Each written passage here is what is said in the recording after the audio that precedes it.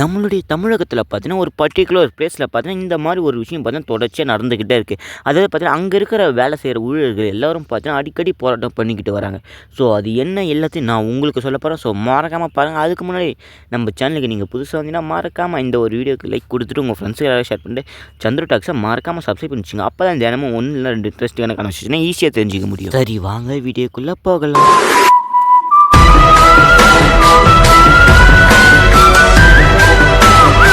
நம்ம தமிழகத்தில இருக்கிற particular district தான் காஞ்சிபுரம். ஸோ, அந்த காஞ்சிபுரத்தில இருக்கிற சுங்குவார் சத்திரம் ஒரு பர்ட்டிகுலர் பிளேஸ்ல அந்த ஊர்ல பார்த்தீங்கன்னா, ஸோ சாம்சங் நிறுவனம் பார்த்தீங்கன்னா, அங்க பார்த்தீங்கன்னா தொழிற்சாலை இருந்துகிட்டு இருக்கு.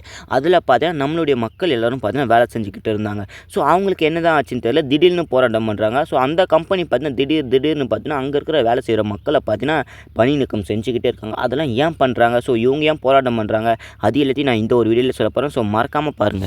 அதுக்கு முன்னாடி நீங்க எந்த ஊர்ல இருந்து இந்த ஒரு வீடியோவை பார்க்குறீங்கன்னு மறக்காம கமெண்ட்ல சொல்லுங்க. நான் பார்த்து தெரிஞ்சுக்கிறேன். கிட்டத்தட்ட நேத்து அதுக்கு முன்னாள் பார்த்தீங்கன்னா 14 பேரை பார்த்தீங்கன்னா வேலையை விட்டு தூக்கியிருக்காங்க சாம்சங் நிறுவனம்.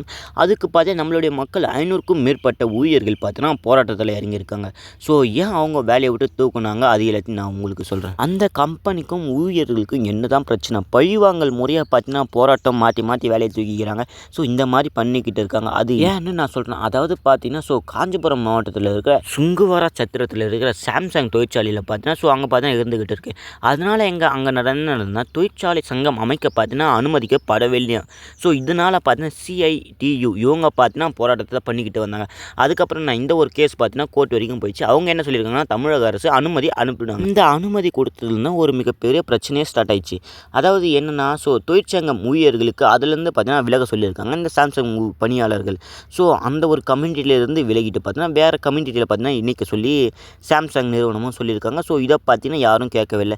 இதனால என்ன பண்ணுறாங்கன்னா CIDU நிர்வாகிகள் 3 பேரை பார்த்தீங்கன்னா சாம்சங் தொழிற்சாலை நிறுவனம் பார்த்தீங்கன்னா பணியிடம் வேலையை விட்டு தூக்கிட்டாங்க. இது பார்த்தீங்கன்னா என்ன சொல்கிற மாதிரி இருக்குது, நான் வேலை செய்யறது என்னுடைய கம்பெனியில் ஆனால் சங்கம் வச்சிருக்கிறது வேற ஒரு கம்பெனி இல்லையா, அந்த மாதிரி பேசுகிற மாதிரி தான் சாம்சங் நிறுவனம் பார்த்தீங்கன்னா மக்களை பார்த்தீங்கன்னா அங்கே வேலை செய்கிறவங்க எல்லாரையும் பார்த்தீங்கன்னா வேலையை விட்டு தூக்கிக்கிட்டே இருக்காங்க. உங்களுக்கு தெரிஞ்சவங்க அப்படின்னா உங்கள் ஃப்ரெண்ட்ஸ் யாருன்னா அந்த ஒரு கம்பெனியில் வேலை செய்கிறாங்களா இல்லைன்னு மறக்காமல் அவங்களுக்கு டேக் பண்ணி விட்டுருங்க. அப்போ தான் அங்கே இப்போ கரண்ட்டாக என்ன நடந்துக்கிட்டு இருக்குன்னு அது எல்லாத்தையும் நம்மளால் தெரிஞ்சிக்க முடியும். ஸோ அவங்க வேலை செய்கிறவங்களுக்கு மறக்காமல் ஷேர் பண்ணி விட்டுருங்க. நான் பார்த்து தெரிஞ்சுக்கிறேன். அப்போ தான் எனக்கும் நிறைய அப்டேட் கிடைச்ச மாதிரி இருக்கும். அங்கே வேலை செய்கிற ஊழியர்கள் பார்த்தீங்கன்னா 3 பேரை வேலையை விட்டு தூக்கணும் சாம்சங் நிறுவனத்தை எதிர்த்து பார்த்தீங்கன்னா போராட்டம் பண்ண ஆரம்பிச்சிட்டாங்க. கிட்டத்தட்ட 16வது நாளாக பார்த்தீங்கன்னா உள்ளிருப்பு போராட்டம் பார்த்தீங்கன்னா தொடர்ந்துக்கிட்டே வந்தது.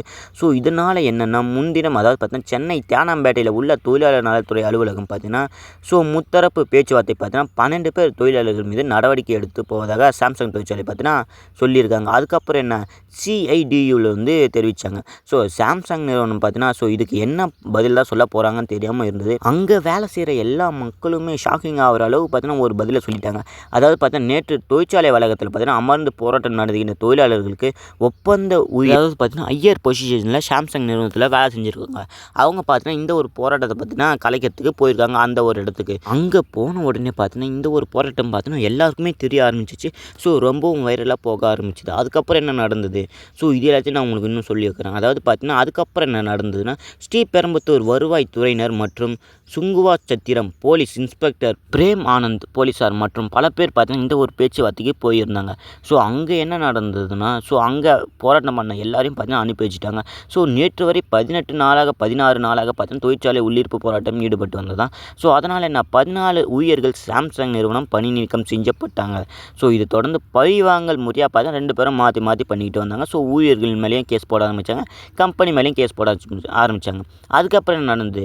காஞ்சிபுரம் வெள்ளை கேட் அருகே பார்த்தீங்கன்னா 500க்கும் மேற்பட்ட தொழிலாளர்கள் பார்த்தீங்கன்னா போராட்டம் பண்ணிக்கிட்டு வந்தாங்க. இந்த ஒரு கேஸ் பார்த்தீங்கன்னா இன்னுமே இழுத்துக்கிட்டு தான் போயிருக்கு. இதுக்கு எப்போ தான்டா முடிவு வரும்னு கேட்டிங்கன்னா அதை நான் உங்களுக்கு இவ்வளோ சீக்கிரத்தில் சொல்லிடுறேன். அதுக்கு முன்னாடி இந்த ஒரு வீடியோ பிடிச்சிருந்தா மறக்காமல் லைக் கொடுத்துட்டு உங்கள் ஃப்ரெண்ட்ஸுக்கு எல்லாரும் ஷேர் பண்ணிட்டு சந்திர டாக்ஸை மறக்காமல் சப்ஸ்கிரைப் பண்ணிச்சிங்க. அப்போ தான் தினமும் 1 இல்லைனா 2 இன்ட்ரெஸ்டிங்கான கான்வர்சேஷனை ஈஸியாக தெரிஞ்சிக்க முடியும்.